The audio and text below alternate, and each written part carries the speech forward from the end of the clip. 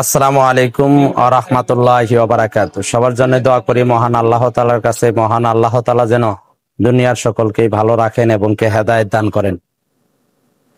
আসুন আমরা সবাই সতর্ক হই।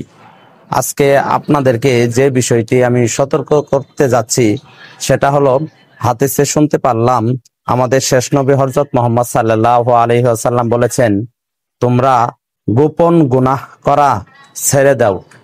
গোপন গুনাহ এমন জিনিস যা সবসময় মহান আল্লাহ তাআলাকে নারাজ রাখে। আমরা মহান আল্লাহর বান্দা, মহান আল্লাহ তাআলা আমাদেরকে অনেক পছন্দ করে বানিয়েছেন এবং কি মুসলমান ঘরের সন্তান হিসেবে দুনিয়ায় পাঠিয়েছেন। আমরা কিভাবে মহান আল্লাহ তাআলাকে নারাজ রাখি? তাই আমরা গোপন গুনাহ ছেড়ে দিব এবং কি গোপন ইবাদত করার চেষ্টা করব। গোপন গুনাহ যদি আমরা করতে থাকি, আমাদের শেষ নবী হযরত মুহাম্মদ সাল্লাল্লাহু আলাইহি ওয়াসাল্লাম বলতেছেন, গোপন গুনার কারণে তোমরা মানুষ সমাজে ইজ্জত পাবা না এবং কি ব্যয় ইজ্জতি হবা এবং কি মানুষ সমাজে তোমরা সমালোচনার মুখে পড়বা এবং কি তোমাদের চেহারায় গোপন গুনার ছাপ পড়ে যাবে এবং কি তোমাদের সঙ্গে সবসময় শয়তান নিয়োজিত থাকবে। তাই ইনশাআল্লাহ আমরা সবাই গোপন গুনাহ থেকে বিরত থাকব।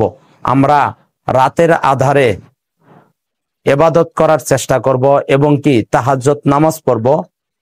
মহান আল্লাহ তাআলার কাছে সবসময় তওবা করব, কেননা তওবা এমন একটা জিনিস যে আল্লাহর বান্দাকে নিষ্পাপ করে দেয়। গোপন গুনাহ এমন একটা জিনিস যা বান্দাকে ধ্বংস করে দেয়। তাই আমরা সবসময় গোপন গুনাহ থেকে বিরত থাকবো এবং কি সতর্ক হয়ে যাব।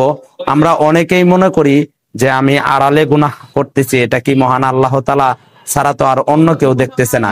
কিন্তু আমাদের শেষ নবী হযরত মুহাম্মদ সাল্লাল্লাহু আলাইহি ওয়াসাল্লাম বলতেছেন, এই গোপন গুনাহ মানুষকে এমন ক্ষতির মুখে ফেলে যে সে নিজেও কল্পনা করতে পারে না যে এই ক্ষতিটা আমার কোন কারণে হয়ে যাচ্ছে।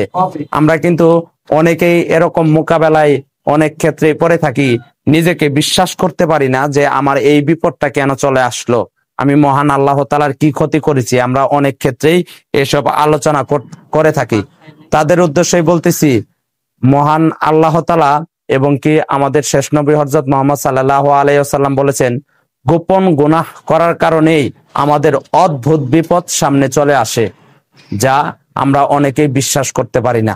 তাই ইনশাআল্লাহ আমরা সবাই গোপন গুনাহ থেকে সতর্ক হয়ে যাব এবং কি তওবা করে নিজেকে নিষ্পাপ রাখার চেষ্টা করব এবং কি মহান আল্লাহর সকল হুকুমগুলো মানার চেষ্টা করব। কেননা আমাদের মৃত্যুর আগে নিশ্চিতভাবে আমাদের নিষ্পাপ হয়ে মৃত্যু হতে হবে, না হলে আমাদের জাহান্নামী শেষ ঠিকানা হয়ে যাবে। আর যদি আমরা তওবা করে মৃত্যু নিতে পারি এবং কি তওবা করে মৃত্যুবরণ করতে পারি, তাহলে আমাদের শেষ ঠিকানা জান্নাতুল ফেরদাউস হয়ে যাবে। তাই ইনশাআল্লাহ আমরা নিজেকে পরিবর্তন করার চেষ্টা রাখবো এবং কি মহান আল্লাহ তাআলার কাছে হেদায়েতের দোয়া চাবো ইনশাআল্লাহ।